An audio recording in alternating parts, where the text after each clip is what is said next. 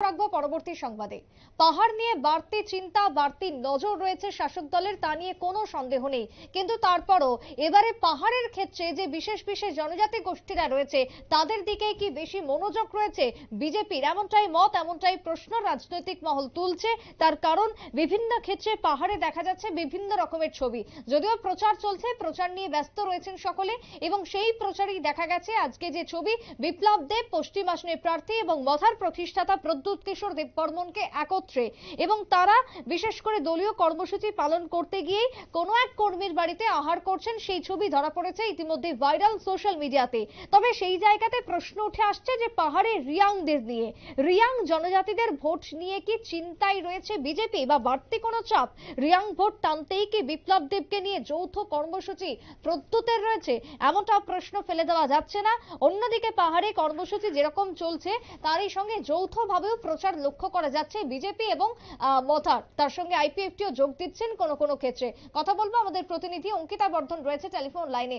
অঙ্কিতা, পাহাড়ে আমরা দেখতে পাচ্ছি যে ছবি, তাতে কিন্তু বাড়তি নজর বিজেপির, তা নিয়ে কোনো সন্দেহ নেই রাজনৈতিক মহলের।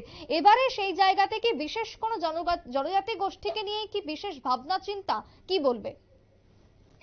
দেখো, ইতিমধ্যেই পূর্ব আসনে বিজেপির স্টার ক্যাম্পেইনার হিসেবে কিন্তু রাজ্যের মুখ্যমন্ত্রী মানিক সাহা তিনি প্রায় প্রতিদিন 3 থেকে 4টি জায়গায় জনসভা করছেন, এবং 3 থেকে 4টি জায়গায় জনসভার মধ্যে কিন্তু প্রত্যেকটি জনসভায় প্রদ্যুৎকে দেখা যাচ্ছেন না, অর্থাৎ তিনি কিন্তু সমস্ত জনসভায় উপস্থিত থাকছেন না।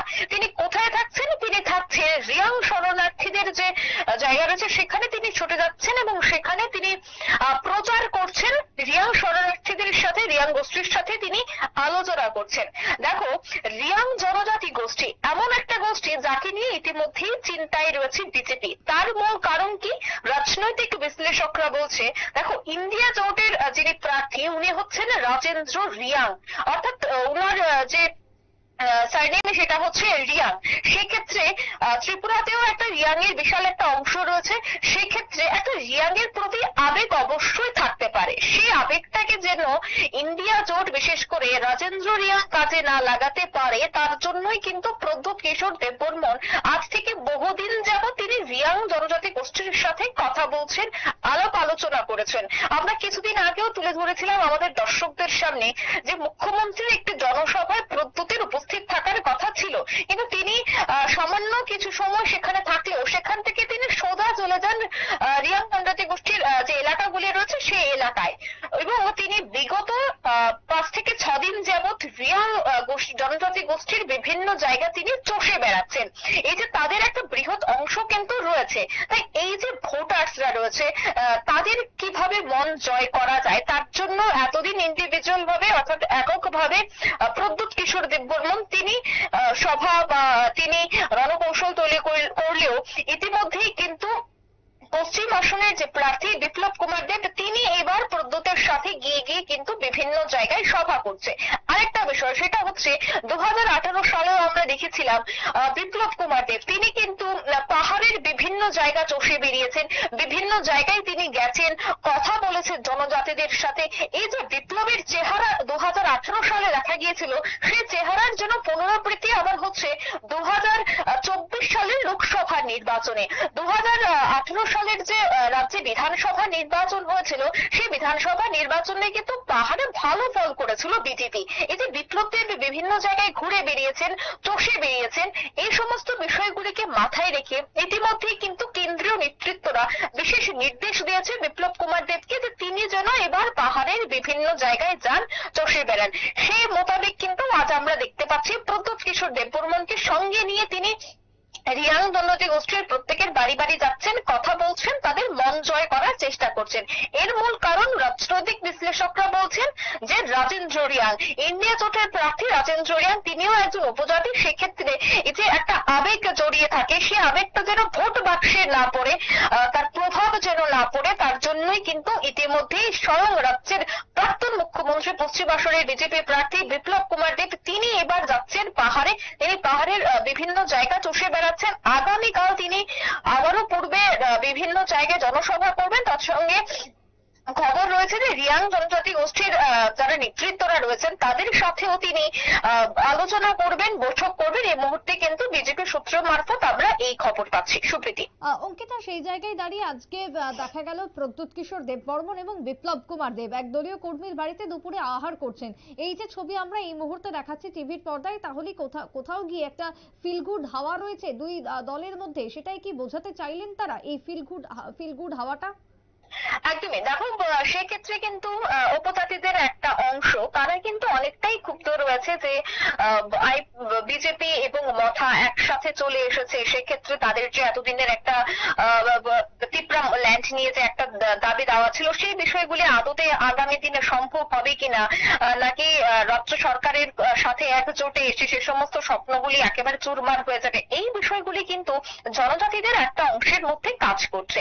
এই যেন তাদের মধ্যে যেন এই বিষয়টা কাজ না করে, তারা কিন্তু তার জন্য কিন্তু একসাথে তারা দুজন মিলে অর্থাৎ বিজেপি এবং মথা তারা দু নেতৃত্ব মিলে তারা প্রচার করছে। তার মূল কারণ হচ্ছে যে কর্মী সমর্থকদের বোঝানো যে প্রীতি সিং দেববর্মা তিনি তিপ্রা মথার প্রতিষ্ঠাতা প্রদ্যুৎ কিশোর দেববর্মনের বোন হলেও তিনি বিজেপির টিকিটে লড়াই করছেন। সেক্ষেত্রে মথার সাথে বিজেপির সম্পর্ক ভালো রয়েছে।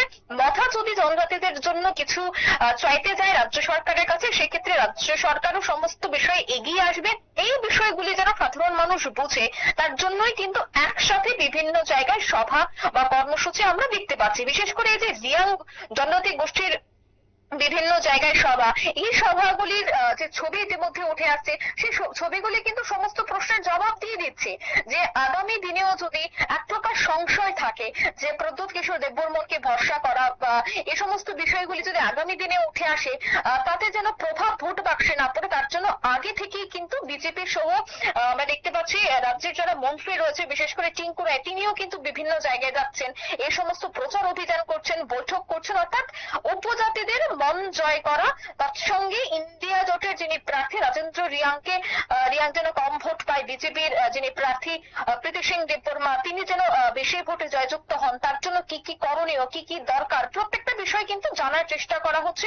উপজাতি যারা নেতৃত্বরা রয়েছে অর্থাৎ মথার যারা নেতৃত্বরা রয়েছেন, তাদের থেকে মূলত জানার চেষ্টা করা হচ্ছে যে ইতিমধ্যেই কার কেমন মনোভাব রয়েছে, কিভাবে তাদের মন জয় করা যায়, প্রত্যেকটা বিষয় কিন্তু জানার চেষ্টা করছে ইতিমধ্যেই বিজেপি।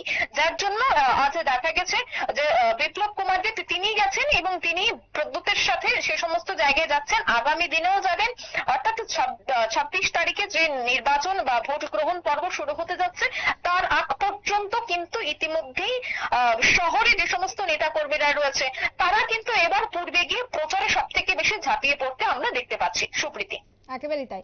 অনেক ধন্যবাদ অঙ্কিতা তোমায়। কথা বলছিলাম আমাদের প্রতিনিধির সঙ্গে। তবে যৌথ কর্মসূচি পালন যেরকম পাহাড়ে আমরা দেখছি, তারই সঙ্গে পাহাড়ে এবার বিজেপি, মথা এবং আইপিএফটি তিন দলের যে তৃতীয়ত যে জোট রয়েছে, সেই জোটের মধ্যে যে ফিল গুড হাওয়া রয়েছে আক্ষরিক অর্থে, সেটা বোঝানোর জন্যই এক প্রকার মাঠে রয়েছেন সমস্ত নেতৃত্বরা। তবে তার পাশাপাশি রিয়াংদের নিয়ে বাড়তি ভাবনা তো রয়েছেই, কারণ রিয়াংদের ভোট টানতেই এবার বেশ কিছু কর্মসূচি, বেশ কিছু রিয়াং পরিবারের সঙ্গে ওঠাপড়া, খাওয়া দাওয়া, সেই ছবি আমরা দেখছি। তার সঙ্গে পাহাড়কে নিয়ে যে বাড়তি নজর রয়েছে, তার নির্দেশ দিল্লি থেকেও আসছে বিজেপির উপর, এবং সেই নির্দেশ মোতাবেক মানুষের সঙ্গে আর অধিক পরিমাণে জনসম্পর্ক বাড়ানো, আর সেই জনসম্পর্ক বাড়ানোর জন্যই এক প্রকার পাহাড় চষে বেড়াচ্ছে বিজেপির শীর্ষ নেতৃত্বরা। ছোট্ট বিরতির পর ফিরবো, সঙ্গে থাকুন।